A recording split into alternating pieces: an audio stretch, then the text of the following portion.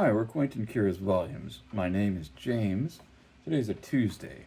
Some call it Tag Tuesday. I'm going to do a tag today for Tag Tuesday. This is a tag called the Muppets. I don't think it's called the Muppets tag. Anyway, there have been a few other Muppets tags throughout the years, it seems.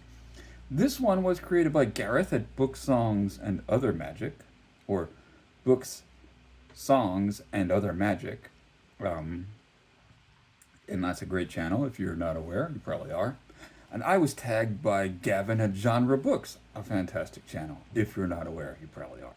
Anyway, so this is an original tag based on the various characters on the classic Muppet Show, created by Jim Henson.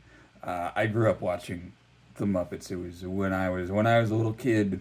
Was kind of the heyday of the television show, and it was one of my favorites. Okay, here we go. Number one, Kermit. Name a book with a great leader. I will say Dr. Johnson, and maybe not the one you're thinking of, but Dr. Johnson was a figure who was important in the life of uh, Arthur Ashe, the great tennis player. I read uh, Arthur Ashe, A Life by Raymond Arsenault last summer, and also Levels of the Game by John McPhee. Dr. Johnson figures in both of them. This was an African American physician and tennis enthusiast who kind of started basically a tennis camp for young African American men, basically in his backyard in Lynchburg, Virginia. Arthur Ashe, as a young man growing up in Richmond, he came to this fellow's attention and kind of was a mentor to him. And then Arthur Ashe himself went on to become a leader of the fight against apartheid in South Africa. He became a leader of the Davis Cup team, the American Davis Cup team, which is a part of the world of professional tennis where countries put together teams and compete against each other, sort of like the Olympics. He played on that team for a while, and then after his playing started to decline and he started to have more health issues, he became the captain of the team, so sort of manager, and he was responsible for corralling a lot of very difficult personalities, such as John McEnroe and Jimmy Connors, who were just real pieces of work in their younger days. Anyway, so that's who I'll say: Dr. Johnson and Arthur Ashe, jointly great leaders. Number two, Fozzie Bear, a book that makes you laugh. I've said this before, probably for other similar prompts. A Confederacy of Dunces by John Kennedy Toole, one of the funniest books you'll ever read. Number three, Animal. Name a book that is unpredictable. This, I'm going to say, A Handful of Dust by Evelyn Waugh. And if you're familiar with, if you know this book, you know exactly what I mean. This has an ending you will never see coming. It takes a very strange and unexpected turn for the last chapter. If you're, uh, it's a book about, an upper class Englishman, and he's got a grand old house in the countryside, and his wife is cheating on him. This is all stuff established very early in the book. Um, it's kind of regular, if you think of Evil and Law, kind of regular Evil and Law stuff. But then I'm not going to say anything else, but it takes a very strange and unexpected turn at the end. Um, let's see. Number four, Statler and Waldorf. Name a book that had to, quote, win you over, end quote. For this, I picked The Guermantes Way by Marcel Proust. This is the third volume of In Search of Lost Time. And I read it last year. At the beginning of it, I was starting to waver on how committed I was to reading through all of In Search of Lost Time. And Garamont Way has some really, really long sections of people at dinner parties. I mean, that doesn't really ever let up in that series of books. But in the middle of it, there's an extremely moving section about the decline and death of the narrator's grandmother that is very affecting and just kind of got me back on board with this project. So it won me over not only for completing the book, but for continuing with the series. And I did finish reading the series. If you're interested, I have a playlist of my various Proust videos on the channel. Let's see. Number 5, Ernie. Is he a Muppet? I guess he is. He's more of a Sesame Street Muppet, but Ernie, name a character that is innocent or naive or both. Not innocent, but certainly naive. Othello from the Shakespeare play Othello. The way that Iago is able to manipulate this guy, and he never for a second stops and says, "Does this really make sense? Maybe I should have a few more conversations with some other people about this." Pretty amazing. Okay, number 6, Gonzo the Great. Name a book that defies simple definitions. So this is one I read a couple of weeks ago at the suggestion of an old friend. When We Cease to Understand the World by Benjamin Labatut. This is Labatut is a Chilean author. This is translated from Spanish, and it's a few years old, I suppose. A recent book.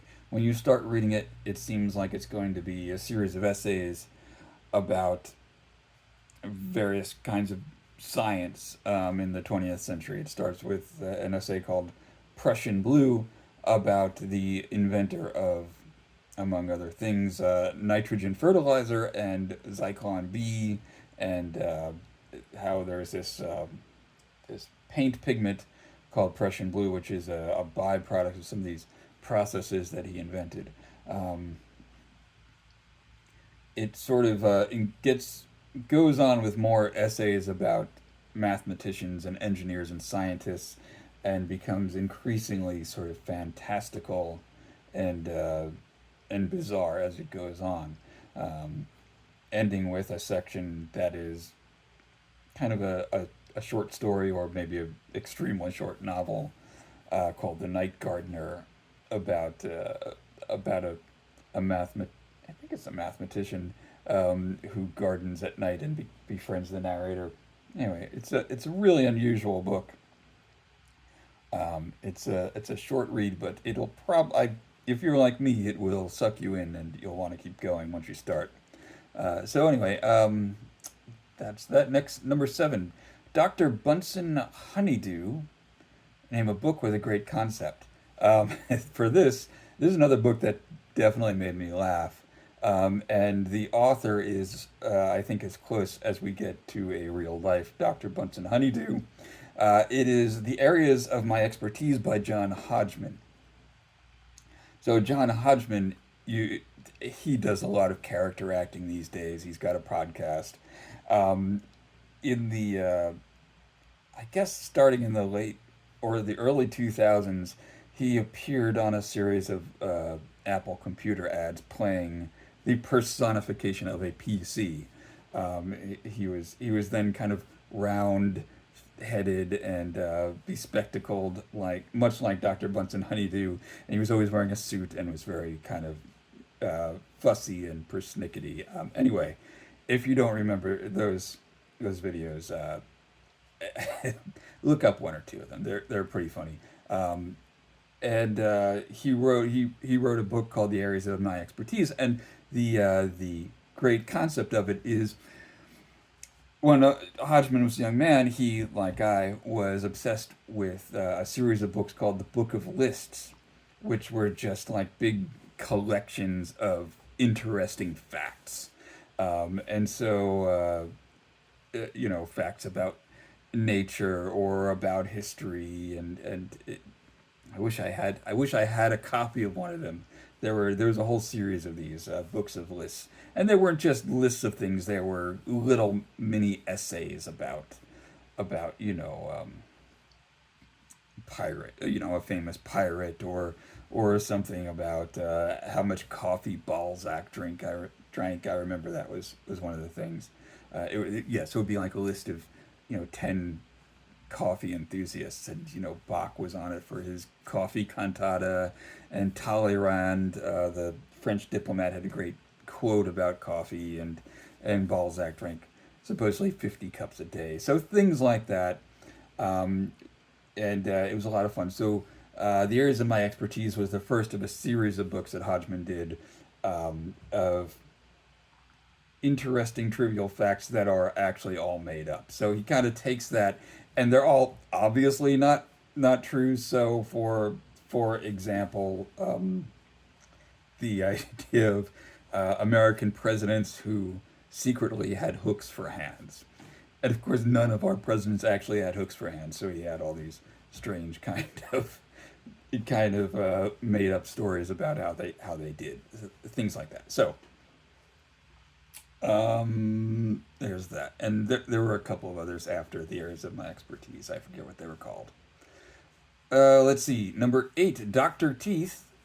Name a character that lights up the scene and makes you smile. So I just finished reading Lonesome Dove, like a lot of people.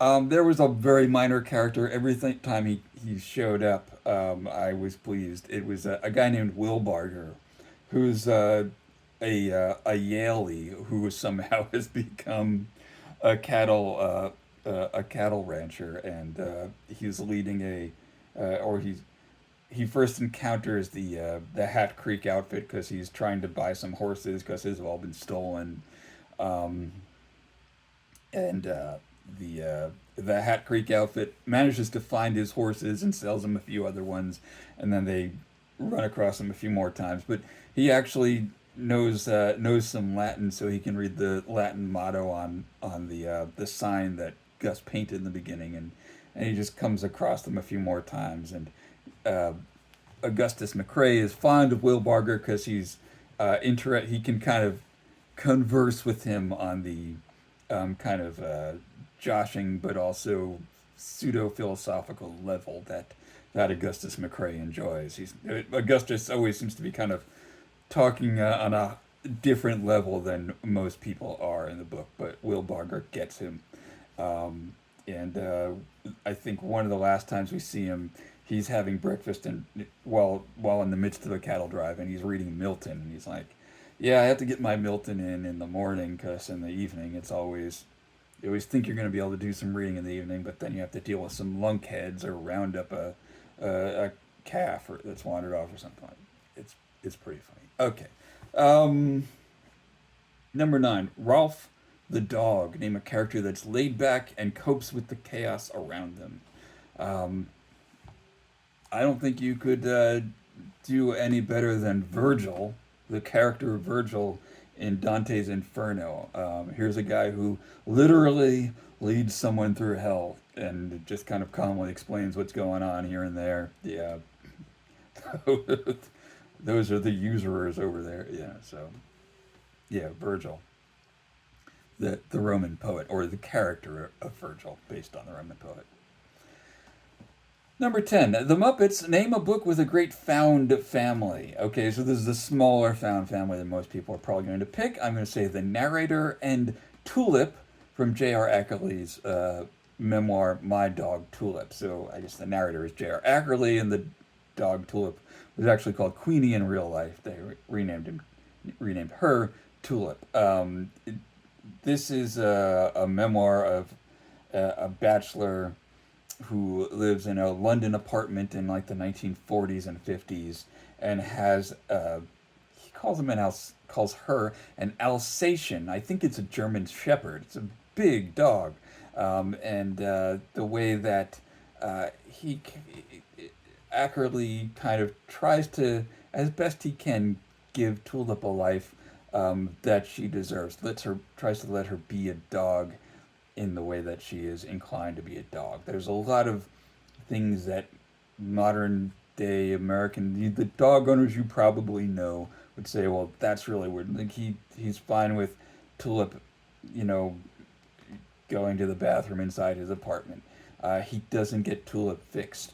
He kind of bends his life out of shape in order to deal with having this unfixed dog, and a few times a year he has to just like wake up early every day and take her out into the countryside, and he'll let her catch and eat a rabbit or something, and it's really quite moving. At times, if you read this book, you'll say, you're really kind of obsessed and stuck on this one idea that you have, which is the idea that he wants Tulip to get impregnated by another dog and have puppies. And eventually he does succeed, but it does seem like a bit of a weird obsession for someone who lives in an apartment. But there you go. It's a lovely portrait of a man's relationship to his dog, and yeah, I think if you can get a copy of that book, look it up. It's quite enjoyable. Okay, so last I have to tag some people. I'm going to tag Jenny Jables. I'm going to tag Big Hard Books and Classics. I'm going to tag the Grape Jelly Library. I'm going to tag Steve Donahue. I'm going to tag Pat from Book Chat with Pat, and I'm going to tag Aaron Facer. And also, if you're watching and you want to do this tag, please do this tag. It's fun. All right, thanks for watching. Bye.